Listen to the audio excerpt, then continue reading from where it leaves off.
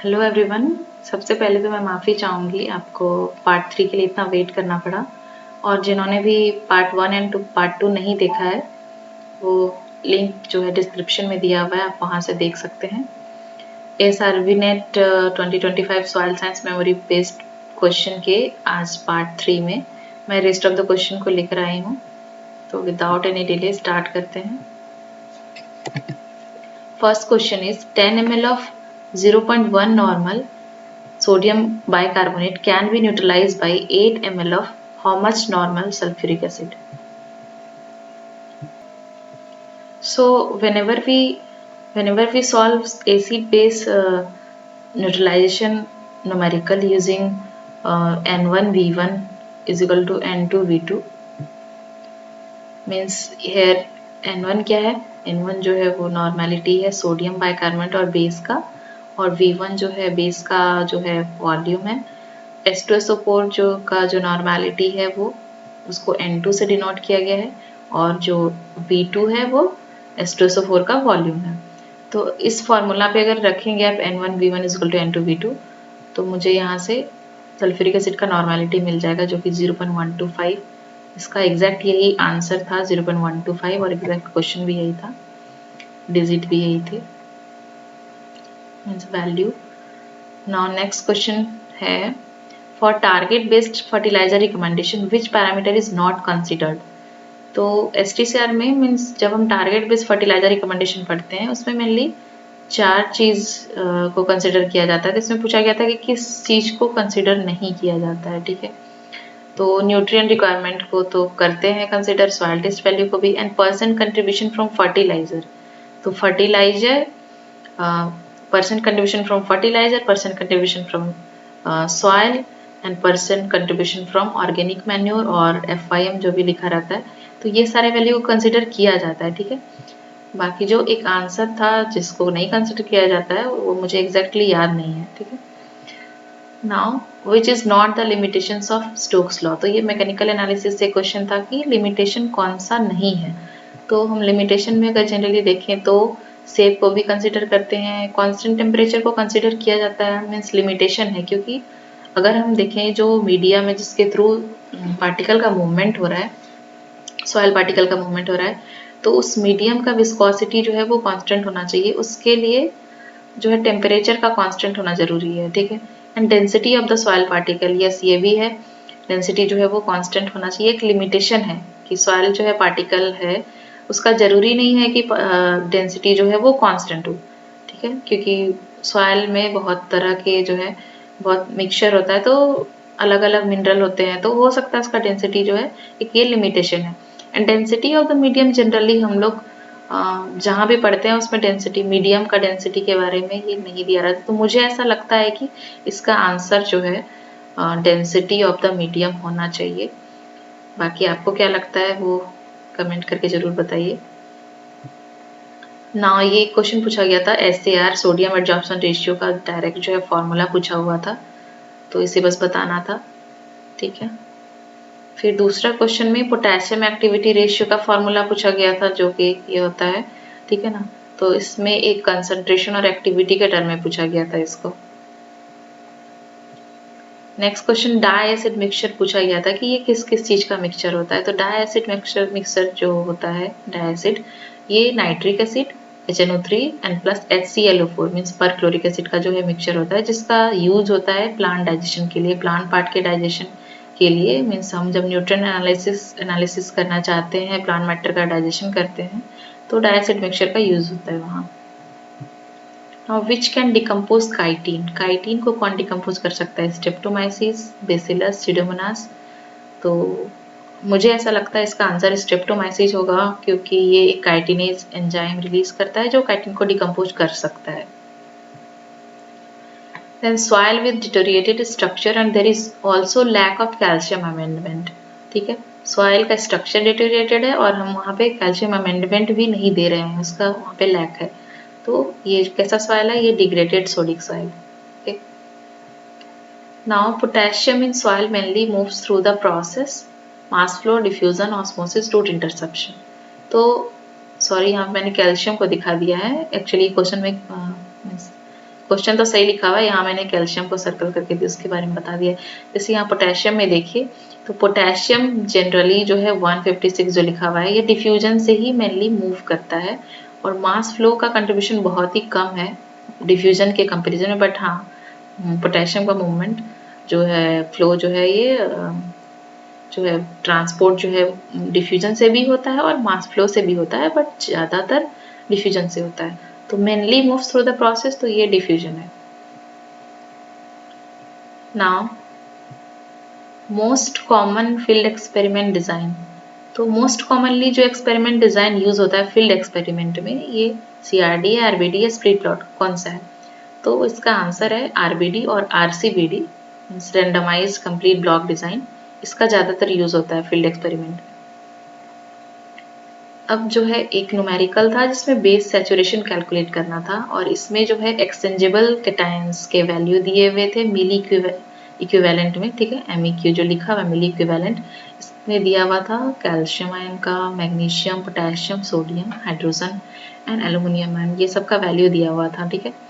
तो आपको ये पता होना चाहिए कि बेस सैचुरेशन कैसे कैलकुलेट करते हैं। तो न्यूमरेटर में एक्सचेंजेबल बेसिस को लिखा जाता है और डिनोमिनेटर में CC को लिखा जाता है, कैटायन एक्सचेंज कैपेसिटी को, ठीक है। तो एक्सचेंजेबल बेसिस जब भी हम कैलकुलेट करते हैं, तो ये सम जो रहता है, ये इसमें हाइड्रोजन आयन और एल्युमिनियम आयन को कंसिडर नहीं किया जाता है, ठीक है, क्योंकि ये जो है एसिडिक कैटायन है, ठीक है।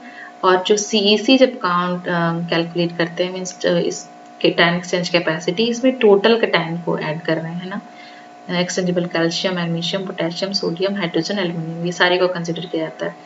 तो जो है ऊपर में आपको ये सारे को ऐड करना था, और नीचे जो है सारे मीन्स जितने भी कैटायन है उसको ऐड करके आपको कैलकुलेट करना था बेस सैचुरेशन, ठीक है। तो ये अगर आपको पता था फार्मूला तो आप ये निकाल सकते थे। Soil pores are completely filled with water and there is no conducive environment for crop growth. तो ये सॉइल मॉइस्चर रेजिम से क्वेश्चन था, जिसका आंसर है एक्विक। मीन्स जो है सॉइल पोर्स जो है वो कम्प्लीटली फिल्ड है वाटर से, मीन्स सैचुरेटेड है। तो यहाँ सैचुरेटेड कंडीशन में क्या है, एक्विक दिया हुआ है ना। और जो मॉइस्ट कंडीशन होता है ओडिक होता है, ठीक। मीन्स अगर मॉइस्चर के टर्म में देखें तो ये मॉइस्ट टू ड्राई, ये एरो दिखा रहा है, मीन्स सबसे ज़्यादा जो मॉइस्चर मीन्स मॉइस्चर होगा, सैचुरेटेड होगा, वो एक्विक रेजिम होगा। और जो है फिर ओडिक जो है वो मॉइस्ट कंडीशन है, मीन्स उसमें थोड़ा मॉइस्चर कम होगा, मॉइस्टिक में और भी कम होगा, मीन्स लिमिटेड मॉइस्चर कंडीशन है यहाँ पे। और एरिडिक में सबसे ही कम है मॉइस्चर, ठीक है। और तो इसीलिए जब ये सैचुरेटेड कंडीशन है, इसीलिए यहाँ पे जो है ऑक्सीजन की कमी होती है, so there is no conducive environment for crop growth, ठीक है। Now measurement of same region in different time interval. तो ये एक रिमोट सेंसिंग से रिजोल्यूशन, रिमोट सेंसिंग से क्वेश्चन था रिजोल्यूशन पे। रिजोल्यूशन वर्ड एग्जैक्ट तो मेंशन नहीं था, बट ये एक टर्म बताना था। जैसे आप पढ़ते हैं ना special resolution, temporal, spectral, radiometric, ये सब। तो इसका जो है सेम रीजन का मेजरमेंट किया जा रहा है डिफरेंट टाइम इंटरवल पे, तो इसका आंसर टेम्पोरल है। मीन्स जो है जैसे एक पॉइंट यहाँ देख रहे हैं, एक सेम रीजन है, सेम एरिया को ऑब्जर्व किया जा रहा है, एक सैटेलाइट एक ही दिन में, जैसे एक इस टाइम में कर रहा है, फिर दूसरा टाइम में कर रहा है, ये तीसरा टाइम में कर रहा है, सेम सैटेलाइट सेम जगह का ऑब्जर्वेशन, ठीक है। तो ये है टेम्पोरल रिजोल्यूशन। तो अगर हम आपको बोलें कि किसी चीज का हम अगर बोल रहे हैं कि high temporal resolution, high temporal resolution का मीनिंग क्या है, मीन्स मान लीजिए कोई वेदर सैटेलाइट है, तो एक ही प्लेस का एरिया का जो है ऑब्जर्वेशन ले रहा है दिन में कई बार, मीन्स फ्रिक्वेंटली ले रहा है, तो उसका हाई टेम्पोरल रिजोल्यूशन बोलेंगे, है ना। लो मीन्स लेस फ्रिक्वेंटली उस जगह के डेटा को कैप्चर किया जा रहा है, ऑब्जर्व किया जा रहा है, ठीक है। नेक्स्ट क्वेश्चन, विच मैप shows लैंडफॉर्म्स और फिजिकल फीचर्स लाइक टोपोग्राफी और एलिवेशन थ्रू कंटूर लाइंस। तो टोपोसिट, कैडेस्ट्रल मैप, बेस मैप, ये सब। तो कैडेस्ट्रल मैप में मेनली हम लोग जो है बाउंड्री को देख सकते हैं, सर्वे नंबर दिया रहता है, ऑनरशिप के बारे में, ठीक है। लेकिन कैडेस्ट्रल मैप में टोपोग्राफी नहीं दिया हुआ होता है, ठीक है, एलिवेशन, इस सब का पता नहीं चलता है कैडेस्ट्रल मैप से। और टोपोसीट से जो है हम लोग टोपोग्राफी, रिलीफ, एलिवेशन, ये सब पता चलता है। मीन्स जो 3D एक तरह से इमेज है उसको 2D में शो किया रहता है टोपोसीट में, है ना। Now argon plasma temperature in ICP AES in Kelvin. Inductively coupled plasma atomic emission spectroscopy. इसमें जो आर्गन प्लाज्मा होता है, argon plasma means extreme heat के लिए एक तरह से आर्गन प्लाज्मा का यूज किया जा रहा है, मीन्स एटम के एटोमाइजेशन एक्साइटेशन के लिए यूज होता है। इसका टेम्परेचर पूछा गया था, तो इसका आंसर होगा 6000 तो मीन्स सारा रेंज जो था बहुत कम कम में था, 300 से 400, 200 से 300 ऐसा। एक जो ऑप्शन में था 6000 टू 10,000, तो यही इसका आंसर था 6000 to 10,000 kelvin. Now which is correctly described. तो इसमें जो है इन्फिल्ट्रेशन के बारे में जैसे था, इसके बारे में कोई इनकरेक्टली टर्म था दिया हुआ था, जैसे ये just entry into the soil होता है, इन्फिल्ट्रेशन का मतलब just entry of water into the soil, but इसमें कुछ और ही लाइन लिखा हुआ था, सीपेज में कुछ और ही लिखा हुआ था, तो रन ऑफ जो है flow of water over surface, ये सही था। ठीक है, नाउ ये एक मैकेनिकल एनालिसिस का क्वेश्चन था, in standard method of mechanical analysis which is not used. तो एक रिएजेंट दिया हुआ था और वो किस पर्पस के से यूज हो रहा है, एक वो चीज दिया हुआ था। ठीक है, मीन्स जैसे यहाँ लिखा हुआ है ना 6% H2O2, तो इसका यूज होता है टू ऑक्सीडाइज ऑर्गेनिक मैटर, ये बिल्कुल ही सही है। यहाँ पूछ रहा है कि विच इज नॉट यूज्ड। ठीक है, सेकेंड ऑप्शन में है 2 normal hydrochloric acid is use to destroy calcium carbonate, तो ये भी बिल्कुल सही है। 2 नॉर्मेलिटी का ही HCl को यूज किया जाता है CaCO3 के डिस्ट्रक्शन के लिए। And sodium sulphate use for dispersion, नहीं, हम लोग जो स्टैंडर्ड मेथड में डिस्पर्शन के लिए सोडियम सल्फेट का नहीं, जनरली हम कैल्गन सॉल्यूशन का यूज करते हैं, सोडियम हेक्सामेटाफॉस्फेट का, तो ये गलत है। फोर्थ जो है HCl का यूज, यस HCl का यूज हम लोग करते हैं for removal of aluminium and iron oxide. ठीक है, तो इसका आंसर जो है वो सी हो जाएगा, सोडियम सल्फेट का यूज नहीं किया जाता है। नाउ डिस्क्रिप्शन ऑफ रॉक्स, तो ये क्वेश्चन जो है ना पेट्रोलॉजी, पेट्रोग्राफी, पेडोलॉजी, ये सब जो टर्म्स है, ये सब ICAR JRF में भी बहुत बार आए हुए हैं क्वेश्चन। तो डिस्क्रिप्शन ऑफ रॉक्स पूछा गया है, तो ये डिस्क्रिप्शन ऑफ रॉक्स वो पेट्रोग्राफी है। तो पेट्रोलॉजी क्या है, लॉजी वर्ड है मतलब स्टडी, स्टडी ऑफ रॉक्स जो है वो पेट्रोलॉजी है। पेट्रोजेनेसिस, जेनेसिस मीन्स ऑरिजिन, तो पेट्रोजेनेसिस जो है ऑरिजिन ऑफ रॉक है। एंड पेडोलॉजी क्या है, ये स्टडी ऑफ सॉइल है। Now which is incorrect combination, तो ये दिया हुआ था, सारे ऑप्शन मुझे याद नहीं है। Rhizobium forest soil, Frankia desert soil, cyanobacteria flooded soil, तो राइजोबियम का जनरली हम लोग एग्रीकल्चर सॉइल में यूज करते हैं लेग्यूम के साथ, एंड फ्रैंकिया डेजर्ट सॉइल में ऐसा यूज किया जा सकता है। साइनोबैक्टीरिया फ्लडेड सॉइल में ऑफकोर्स यूज किया जाता है पैडी फील्ड में। ठीक है, तो मुझे ऐसा लग रहा है इसका आंसर राइजोबियम फॉरेस्ट सॉइल, ये वाला इनकरेक्ट कॉम्बिनेशन है, बट मुझे एग्जैक्टली नहीं पता, तो 4 ऑप्शन भी मुझे याद नहीं है, तो इसलिए मुझे आंसर इसका नहीं पता है कि क्या होना चाहिए। अगर आपको ये क्वेश्चन याद है और क्या ऑप्शन इसका सही होना चाहिए पता है, तो आप कमेंट बॉक्स में जरूर लिखिए। Now which is correct soil structure, तो ये सॉइल स्ट्रक्चर से के नेमिंग से रिलेटेड था, जैसे पढ़ते हैं ना टाइप, क्लास, ग्रेड, तो उसका नेमिंग कैसे करते हैं, ग्रेड, क्लास, टाइप, GCT, तो इसी से क्वेश्चन था। तो ग्रेड का मतलब क्या होता है, ड्यूरेबिलिटी, ड्यूरेबिलिटी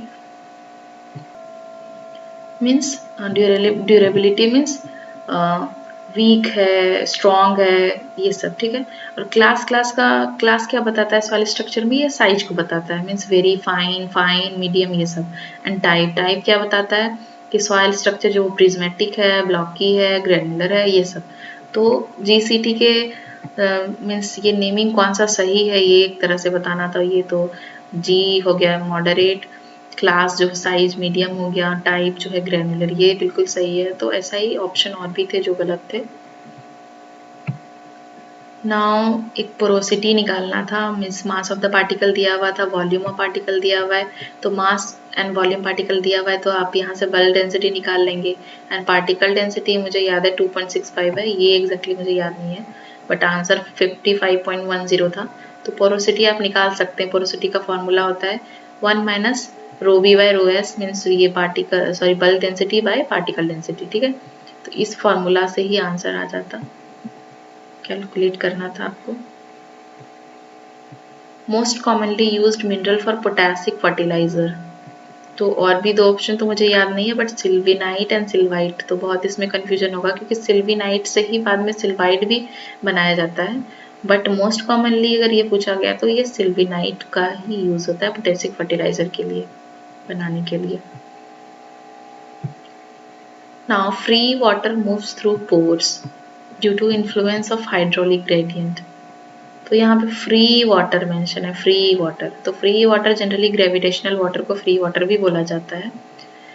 तो इसका जो आंसर होगा ग्रेविटेशनल कैपिलरी हाइड्रोस्कोपिक, तो ग्रेविटेशनल वाटर इसका आंसर होगा।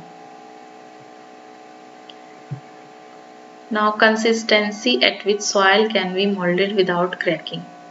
ठीक है, तो सॉइल जो है मोल्ड हो सकता है, उसका शेप को चेंज किया जा सकता है विदाउट क्रैकिंग, तो ये लोअर प्लास्टिक लिमिट में किया जा सकता है, ना कि यूपीएल प्लास्टिसिटी इंडेक्स जो भी था ऑप्शन में, तो एलपीएल इसका आंसर होगा। Now soil humidity, soil temperature, faunal activity etcetera are exogenous factor, endogenous factor और बोथ एक्सोजिनस और एंडोजिनस फैक्टर। इसमें बहुत सारे टर्म दिए हुए थे, soil humidity, soil temperature, faunal activity means soil में जो फौना का एक्टिविटी है, फ्लोरल एक्टिविटी ऐसा भी था। तो ये सारे टर्म क्या है, तो एक्सोजिनस फैक्टर और एंडोजिनस फैक्टर मीन्स क्या है, exogenous factor means external factor और एंडोजिनस मीन्स सॉइल के ही जो फैक्टर है जो सॉइल प्रोफाइल को इन्फ्लुएंस करते हैं। तो एक्सोजिनस मीन्स एक्सटर्नल फैक्टर में क्या क्या आ जाएगा, वो क्लाइमेट आ जाएगा, ह्यूमन एक्टिविटी, ह्यूमन इन्फ्लुएंस, ये सब जो है एक्सटर्नल फैक्टर में आते हैं। तो ये जितने भी दिए हुए थे टर्म, ये सारे एंडोजिनस फैक्टर थे। पूरा मुझे याद नहीं है एग्जैक्ट में, इसमें बहुत सारे टर्म थे, मीन्स 5-6 टर्म दिया हुआ था कि ये क्या है।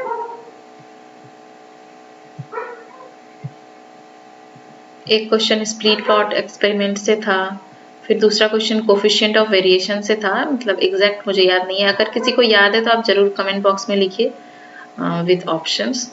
सैंपल एंड पॉपुलेशन से भी एक था क्वेश्चन, है ना।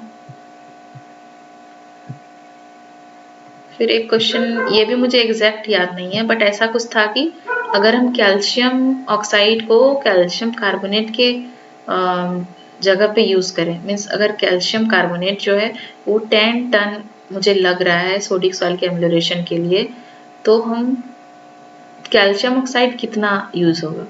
ठीक है, तो एग्जैक्ट मुझे वैल्यू भी याद नहीं है कितना था, ऐसा ही कुछ था लेकिन ऑप्शन में। Which element performs neutralizing action in plant? तो पोटेशियम ही है जो जनरली न्यूट्रलाइजिंग एक्शन का काम करता है, आयन बैलेंस का काम करता है, पीएच मेंटेनेंस का काम करता है ना, तो इसका आंसर है potassium. Now in which instrument non-excited and non-ionized element absorb energy and it shows an spectral color on returning back. Exact word मुझे याद नहीं है, एग्जैक्ट सेंटेंस, बट ऐसा था कि non excited and non ionize element ही energy absorb करता है। तो किस इंस्ट्रूमेंट में, तो स्पेक्ट्रोफोटोमीटर, फ्लैम फोटोमीटर, AAS, तो इसके बारे में अगर अच्छे से आपको पता हो तो आप बता सकते हैं। तो फ्लैम फोटोमीटर में जनरली एंड AAS में कंफ्यूजन हो रहा होगा, तो फ्लैम फोटोमीटर एंड AAS में पहले डिफरेंस क्या है ये हम लोग जानते हैं। ठीक है, तो फ्लेम फोटोमीटर जो है ये जनरली जो है एटॉमिक एमिशन पे वर्क करता है। ठीक है, एंड जो AAS है वो एटॉमिक एब्जॉर्प्शन पे काम करता है। एंड जो फ्लेम फोटोमीटर, इसमें सोर्स ऑफ लाइट क्या होता है, ये बर्निंग फ्लेम होता है। ठीक है, एंड AAS में क्या होता है, इसमें सोर्स ऑफ लाइट जो होता है, सोर्स ऑफ लाइट, ये जो होता है हॉलो कैथोड लैंप होता है। और फ्लेम फोटोमीटर का प्रिंसिपल क्या है, इसमें क्या होता है कि फ्लेम से यानी जो लाइट से एटम का जो सॉल्वेंट में जो एटम है उसका एक्साइटमेंट होता है। ठीक है ना, लाइट से, फ्लेम से, और फिर यही एक्साइटेड एटम जो होते हैं वो अनस्टेबल होते हैं और वो जब ग्राउंड स्टेट में वापस आते हैं तो एक पर्टिकुलर वेवलेंथ का जो है रेडिएशन एमिट करता है। ठीक है, एंड जो AAS का प्रिंसिपल क्या है, इसमें है कि इसमें हम लोग मेजर मेनली ये करते हैं कि जो non excited, non ionised ground state के जो एलिमेंट, ग्राउंड स्टेट में जो एलिमेंट है वो कितना वेवलेंथ के मतलब कितना लाइट को एब्जॉर्व कर रहे हैं, ठीक है ना, कितना जो मतलब स्पेसिफिक वेवलेंथ जो हॉलो कैथोड लैम्प से दिया जाता है वो कितना एब्जॉर्व कर रहा है ग्राउंड एटम में जो एलिमेंट है वो कितना एब्जॉर्व कर रहा है, ठीक है। तो ये इसका आंसर है डबल एस मीन्स इसमें non excited and non ionize element energy को एब्जॉर्व करते हैं ना। And nitrogen 15 isotope is measured using, तो इसका क्वांटिफिकेशन कैसे किया जाता है, Geiger counter, liquid scintillation counter और मास स्पेक्ट्रोस्कोपिक। तो इसका आंसर है मास स्पेक्ट्रोस्कोपी। ओके, फिर और एक क्वेश्चन था जो मोबिलिटी ऑफ पेस्टिसाइड पे था, इसका आंसर तो पार्टीशन कोफिशिएंट है, बाकी और भी कुछ ऑप्शन में थे। और ये स्प्लिट प्लॉट एक्सपेरिमेंट से एक क्वेश्चन था कि डिग्री ऑफ फ्रीडम पूछा गया था इंटरैक्शन का। तो अगर एनोवा टेबल इसका हम देखते हैं, ठीक है, स्प्लिट प्लॉट का ये रेप्लिकेशन का डिग्री ऑफ फ्रीडम r-1 होता है। फिर जैसे ट्रीटमेंट ए है, मेन प्लॉट है ट्रीटमेंट ए, ठीक है, मेन प्लॉट ए है एंड सब प्लॉट बी है, तो इसका ए का डिग्री ऑफ फ्रीडम a-1 है, बी का b-1 है, ठीक है। फिर मेन प्लॉट एरर का r-1 इंटू a-1 है। एंड जो इंटरैक्शन, ये जो पूछा हुआ था इंटरैक्शन का क्या होगा डिग्री ऑफ फ्रीडम, तो ये होता है a-1 इंटू b-1, ठीक है। तो यही पूछा हुआ था।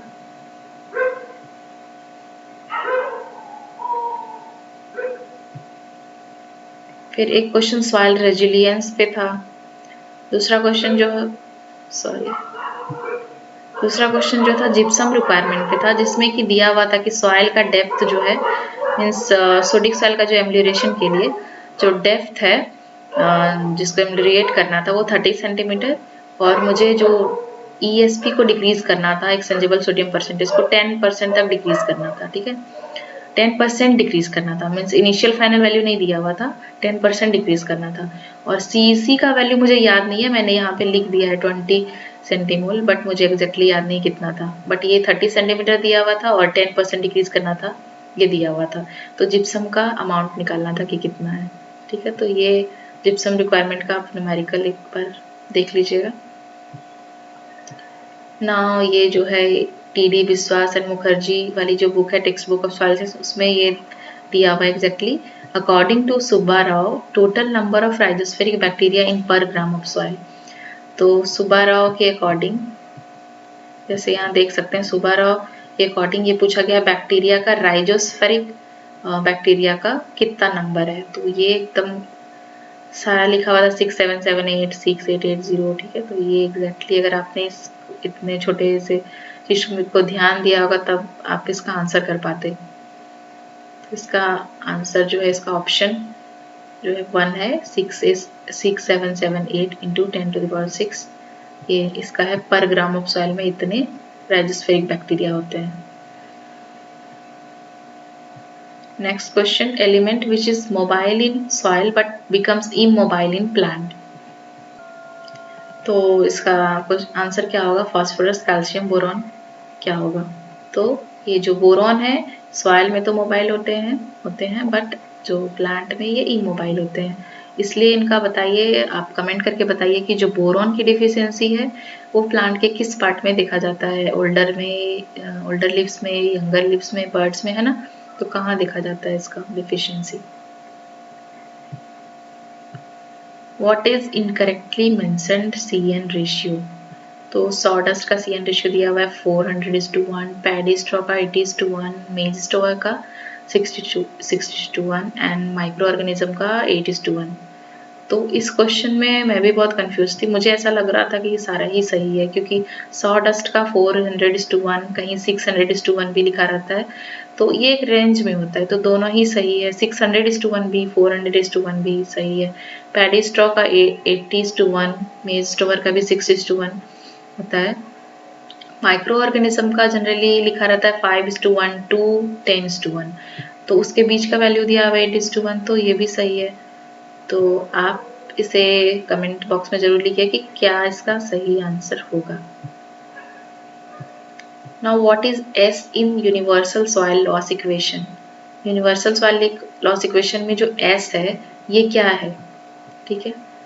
तो बाकी जो 2 ऑप्शन थे वो आप एलिमिनेट कर सकते थे, बट जैसे जल्दबाजी में ऐसा हो सकता है कि कोई स्लोप लेंथ लगा दिया हो, कोई स्लोप ग्रेडियंट कर दिया हो, तो उसके बारे में आप जान लीजिए। तो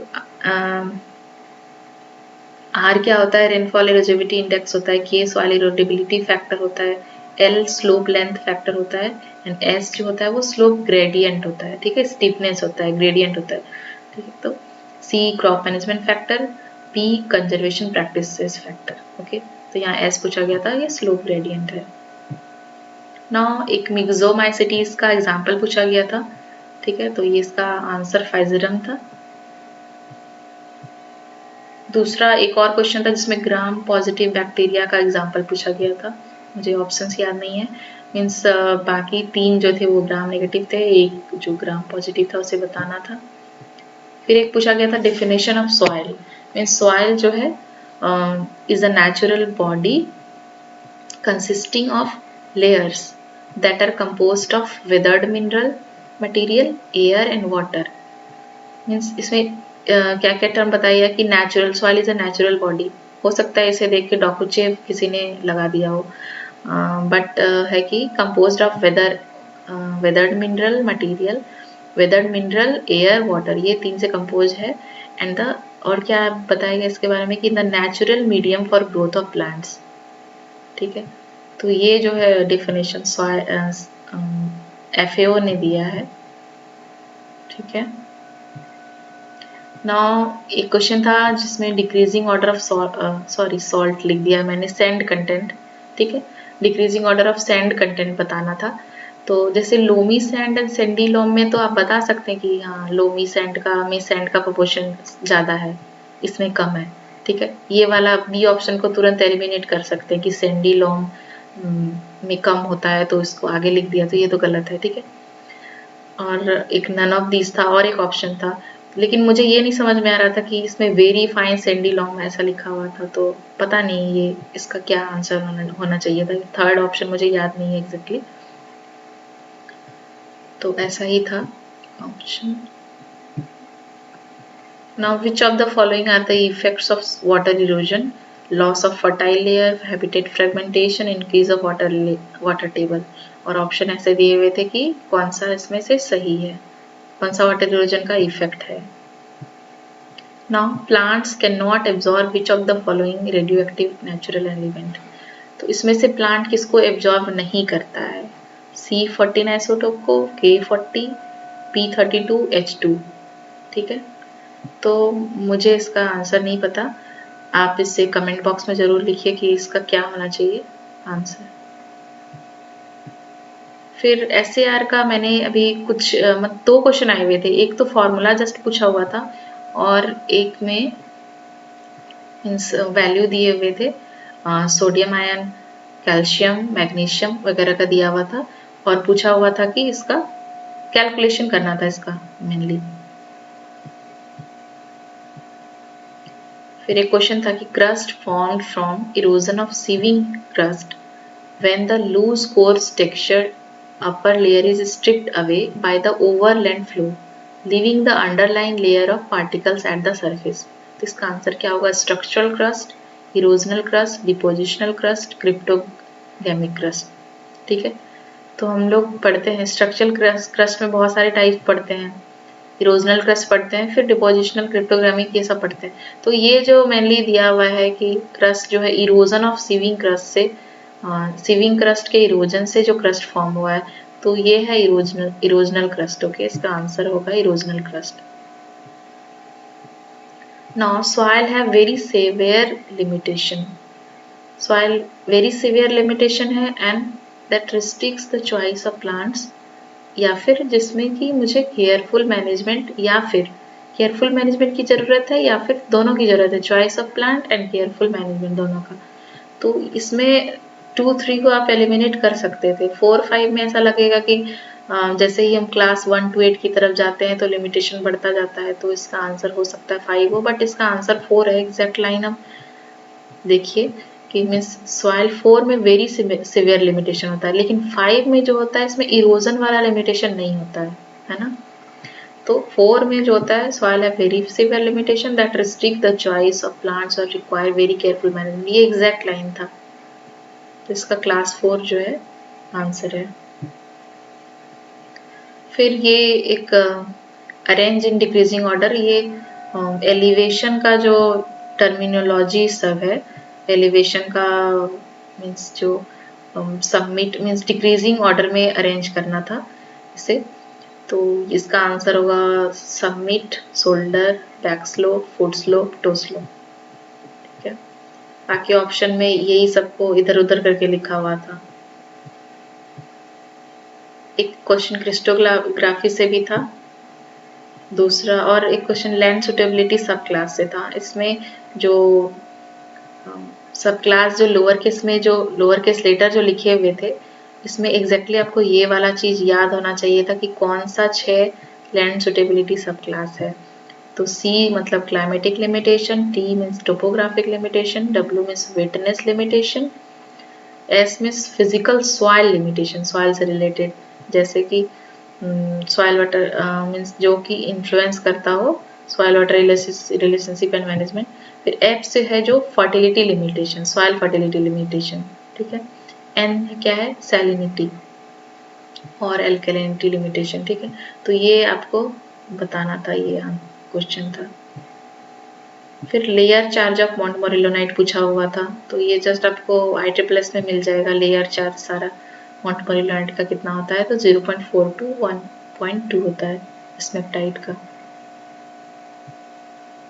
फिर एक क्वेश्चन था, मुझे एग्जैक्टली मुझे ये क्वेश्चन ही याद नहीं है। ठीक है, ऑप्शंस मुझे याद है बट क्वेश्चन याद नहीं है, तो इस क्वेश्चन को अगर किसी को याद है तो आप जरूर लिखिए।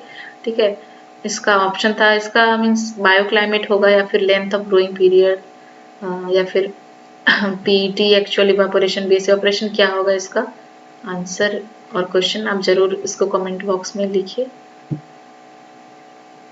और एक क्वेश्चन था कि sodium saturated montmorillonite has higher CEC than illite, और दूसरा ऑप्शन था sodium saturated illite has lower CEC cationic exchange capacity than kaolinite. तो हो सकता है मतलब जनरली अगर आपको पूछा जाए कि मोंटमोरिलोनाइट का ज़्यादा होता है इलाइट का कम होता है, तो आप बता देंगे इलाइट का केवलिनाइट का ज़्यादा है कम है किसका, ये आप बता सकते हैं। बट ये थोड़ा सा कन्फ्यूजन के लिए ऐसा लिखा हुआ था कि सोडियम सैचुरेटेड है मोंटमोरिलोनाइट और इलाइट, तो इसमें कोई भी कैटायंस जो है से सैचुरेटेड है, तो उससे उससे इस चीज़ पे कैटायनिक एक्सचेंज कैपेसिटी को अफेक्ट नहीं कर रहा है, ये करता है कोई भी कैटायन से हो, चाहे सोडियम हो पोटेशियम हो कुछ भी हो। तो यहाँ पे ये line montmorillonite has higher CEC than illite, ये सही है, but illite has lower CEC than kaolinite, ये तो गलत है क्योंकि इलाइट का ज़्यादा होता है CEC। तो इसका आंसर होगा ओनली 1 इज ट्रू।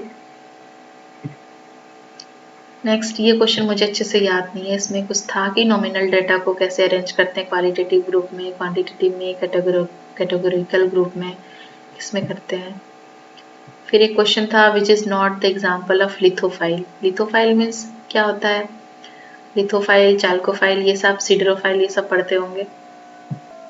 तो lithophile means elements that have affinity for silicate mineral. Okay, तो सिलिकेट के लिए एफिनिटी है तो उसको लिथोफाइल बोलते हैं। तो लिथोफाइल में जनरली आ जाता है boron, zinc, manganese, nickel, iron, ये सब। तो इसका कौन सा नहीं है, तो ये कॉपर है। तो शायद ऐसा मुझे ऐसा लग रहा है कि इसका क्वेश्चन में था कि लिथोफाइल में कौन सा है, ऐसा था। ठीक है, ये एग्जैक्ट मुझे याद नहीं है।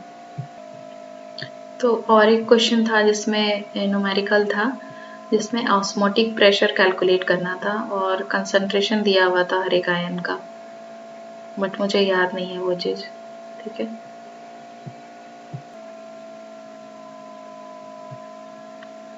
फिर एक क्वेश्चन एजोस्पाइरलम से था, वो भी मुझे याद नहीं है।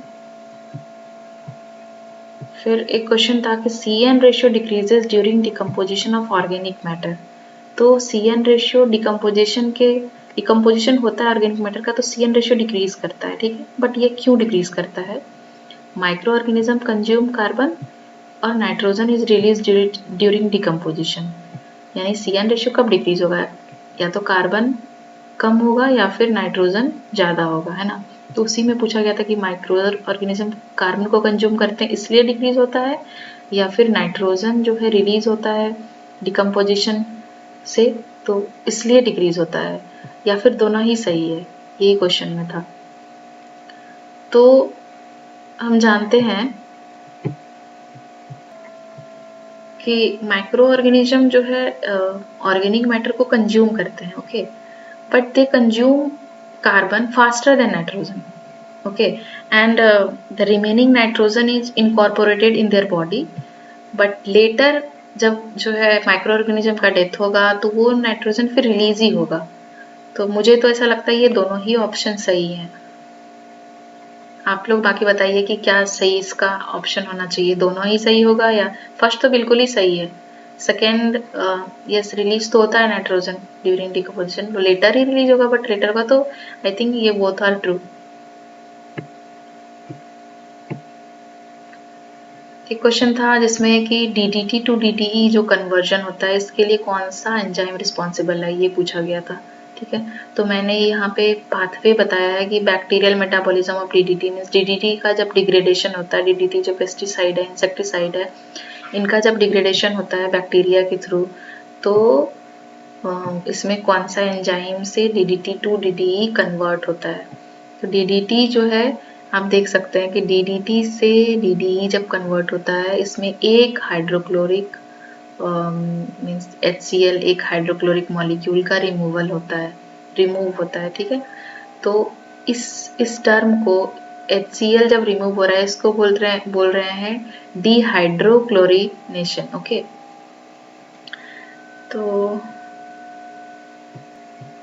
तो इस प्रोसेस को डिहाइड्रोक्लोरिनेशन बोलते हैं, और इस एंजाइम जो रिस्पॉन्सिबल है इस कन्वर्जन के लिए ये डिहाइड्रोक्लोरिनेज हो जाएगा, ठीक है। बाकी और भी आप देख सकते हैं कि DDT से DDD में कन्वर्ट होता है पहले, DDE में, फिर DDD, फिर DDNU, DDOH, ये सब DDA, ये सब में कन्वर्जन होता है जब डिग्रेडेशन होता है इसका। तो एक क्वेश्चन और था कि atoms in octahedral structure means octahedral structure जो फॉर्म होता है तो इसमें कितने एटम से फॉर्म होते हैं ऑक्टाहेड्रल स्ट्रक्चर। तो हो सकता है जल्दबाजी में मीन्स ये तो सिंपल सा ही क्वेश्चन था, बट हो सकता है कोई ऑक्टाहेड्रल देके 8 लगा दिया हो, ठीक है। तो ऑक्टाहेड्रल जो है स्ट्रक्चर में अगर वर्टिसेस पूछा जाए तो ये भी 6 है, 6, ठीक है, और ये 6 एटम से ही मिलके फॉर्म हुआ है, ठीक है। मीन्स 4 जो है आप यहाँ और एक ऊपर और एक नीचे, ठीक है, 6, तो इसका आंसर 6 है। So that's all, thanks for watching, please like and share the video, and अगर आपने चैनल को सब्सक्राइब नहीं किया तो कर दीजिए, और बाकी के क्वेश्चन अगर आपको याद है तो आप कमेंट बॉक्स में ज़रूर लिखिए। Thanks again.